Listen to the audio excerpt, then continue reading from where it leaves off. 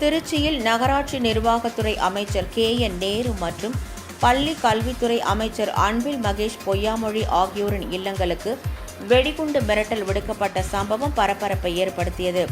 திருச்சி மாநகர காவல்துறை ஆணையர் அலுவலகத்திற்கு இன்று காலை வந்த மின் அஞ்சலில் திருச்சியில் உள்ள அமைச்சர்கள் KN நேரு, அன்பில் மகேஷ் ஆகியோருடைய இல்லங்களில் வெடிகுண்டு வைக்கப்பட்டிருப்பதாகவும் அது இன்னும் சற்று நேரத்தில் வெடிக்கும் எனவும் குறிப்பிடப்பட்டிருந்தது.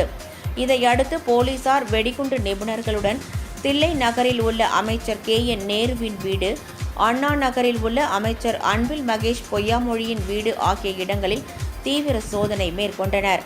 அமைச்சர்களின் கார்கள், வீடுகளில் உள்ள அறைகள் ஆகிய பகுதிகளில் வெடிகுண்டு கண்டறியும் கருவிகளை கொண்டு சோதனை நடைபெற்றது. முடிவில் வெடிகுண்டு மிரட்டல் வதந்தி என தெரிய வந்தது.